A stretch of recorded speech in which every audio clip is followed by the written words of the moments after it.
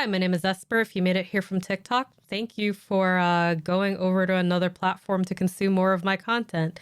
That makes me feel good and, gives me that little, pat on the shoulder for making good enough content that you would perhaps want to see more of it. If you didn't come from TikTok and you just found this video through the YouTube algorithm or a search, hi, welcome. My name is Esper. I analyze anime content. Haikyuu, Jujutsu Kaisen mostly, but there will be more in the future. Anyway, I am exploring heavier topics in this video. There are talks about, trigger warning, suicide and depression. And if you're struggling with any of these thoughts and this is triggering to you, please leave right now. It's not worth watching a Jujutsu Kaisen video over something that triggers you. I have put the suicide hotline numbers in the description. And I will say now that I'm not a mental health professional, I can't give any advice on coping mechanisms, on any of that sort of stuff. This is just a purely literary interpretation of the events in Geto's life. And as Jujutsu Kaisen does, it tackles very, very heavy topics. And this is what I have interpreted from this. With that being said, all manga spoilers from here, volume 0 included. Are you the strongest because you're Satoru Gojo, or are you Satoru Gojo because you are the strongest? From the past year before this question, Geto's mental health had been deteriorating from the death of Riko Amanai, the star vessel. Geto's values had come to a head. There was a clear crisis penetrating the very core of his beliefs, destroying him from the inside out. Geto exhibits signs of depression. He was losing weight. His overall appearance had changed. He had also isolated himself in his mind already. Before this, we didn't see Geto out of his uniform, which could be viewed as a representation of his adherence to his duty as a sorcerer. His hair wasn't pulled back in its usual characteristic bun, and in fact, we never see his hair pulled back again after he executed that entire village.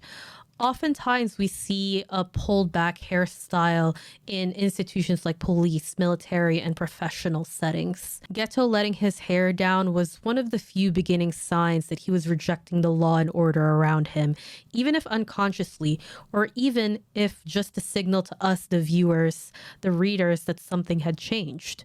In this state, he was then caught in a particularly vulnerable moment by Yuki Tsukumo. He was sitting next to Haibara with his hair down, out of his uniform, and this rejection of law and order further sank its teeth into him. When Haibara says he's a pretty good judge of character, and Geto questions, present company included, it's communicated to us that the audience, that Geto is already questioning his goodness inside him, that he himself is unsure which side of the coin he will land on. Unfortunately, all of the following events just further solidified how his world had changed permanently. Yuki Tsukumo gave an external voice to an internal monologue that was stirring within Geto. And once the floodgates were opened, there was no closing them. I don't have the time to do a breakdown on Yuki Tsukumo, but I think at this point, maybe I'll eat my words. I don't think she's malicious. But at the end, the result was a voice was given to the screaming voices inside him.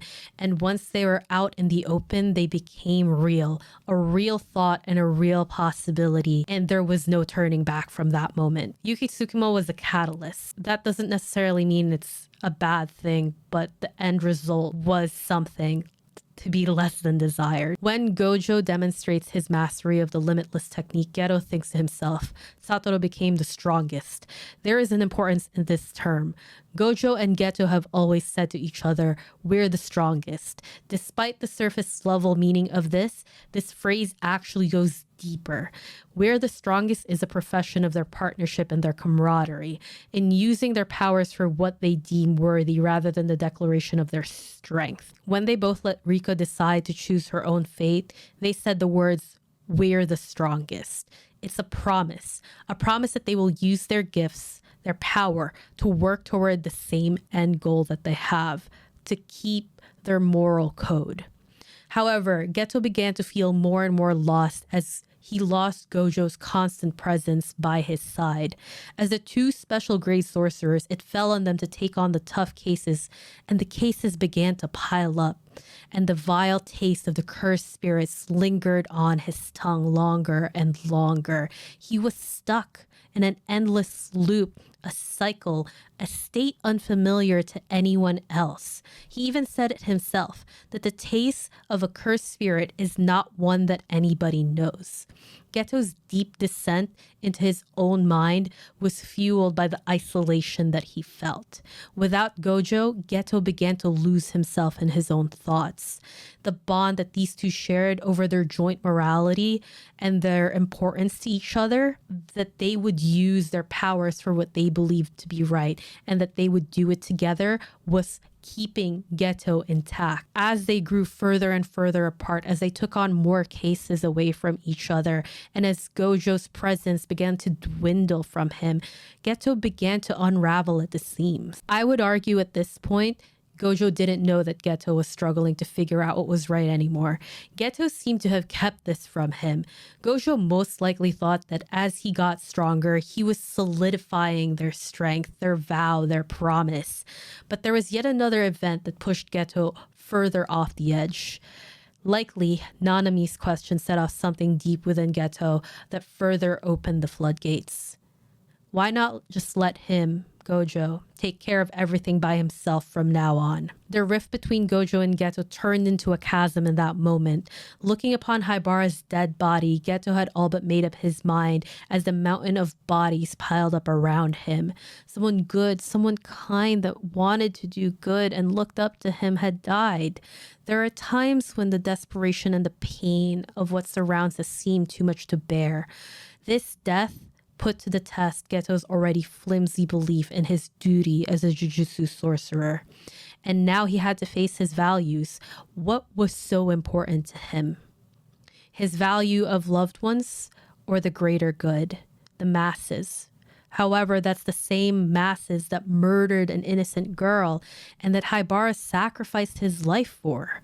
Ultimately, the importance of the masses, the greater good, fell to the wayside when he realized this also meant saving the worst of society. Let me ask you, given the choice, could you trade all of the lives of all you value and love for the lives of everyone else in the world? There is a saying I've heard quite a lot. A villain will sacrifice the world for you. A hero will sacrifice you to save the world. Both end in suffering, and I would argue neither choice is correct. This is the parallel path that Geto and Gojo ultimately fell into.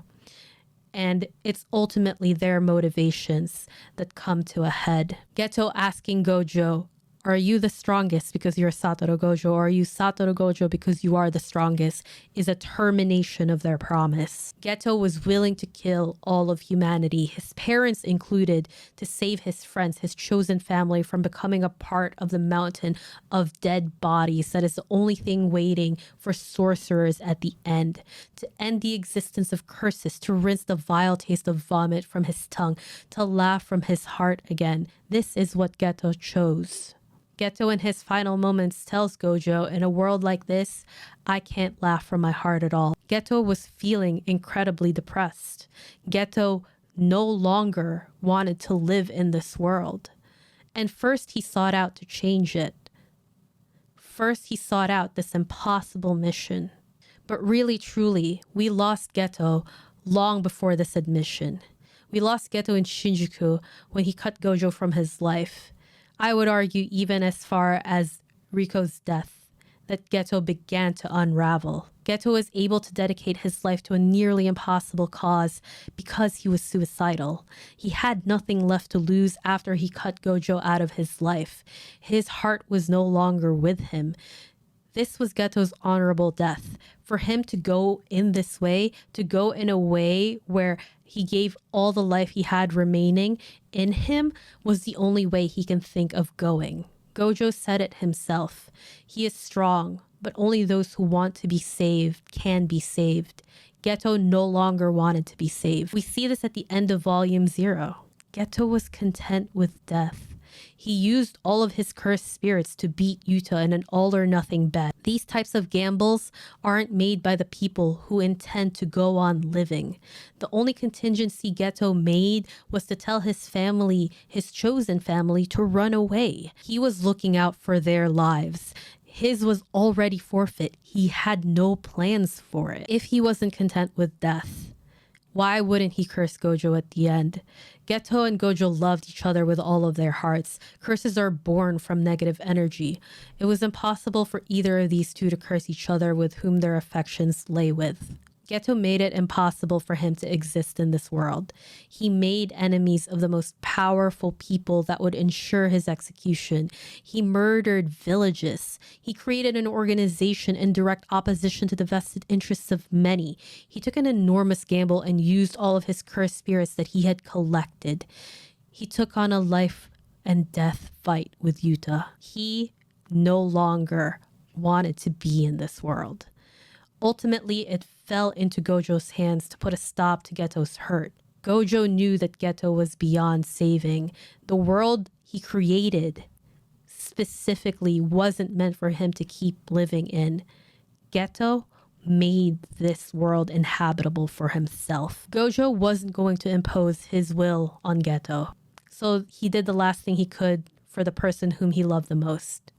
He ended his tenure in a world where he could no longer laugh from his heart. This is the most cruel thing that Gojo has ever had to experience.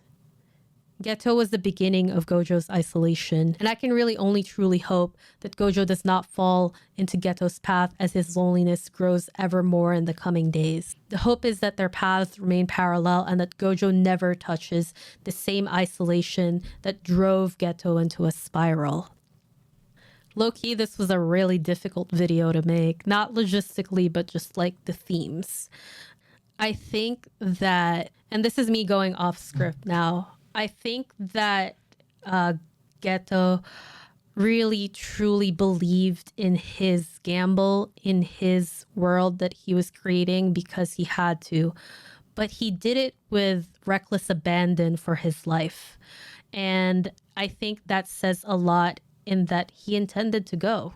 He wanted to see his demise one way or the other. It was an incredible gamble that he knew was pretty much impossible. And he never tried to persuade Gojo, the one person that would have made his mission possible. He never tried. We'll never know whether this was an act of kindness from him. Geto knew that this was wrong and that his end goal wasn't so much to kill all of humanity, but to give his life another lasting, true shot. And he truly believed that he could only do that in a world without curses. And in a world without curses means a world without humans. And he was fighting for his life in doing this. But you could see truly the relief that Geto felt at the end of Volume 0. And I think it was a very, very sad moment. And it depresses the fuck out of me. Yeah, those are kind of like my unfiltered thoughts about this. This was my first YouTube video. It's a very heavy topic for my first YouTube video. So I would really, really appreciate it if you comment and let me know what you thought. And if you want to talk about this topic, I would also love to hear your thoughts in the comments. At least on YouTube, there's no like limitation as to how much you can type. So that's nice. I don't have to do parts. I feel very weird doing the YouTuber exit, outro, transmission, whatever shit. Links are down in the description. Is this where I ask people to like, comment? No, I'm not doing that. Goodbye. I hope you enjoyed this video. See you in the next one. Can you tell I don't know what I'm doing? I don't know what I'm doing.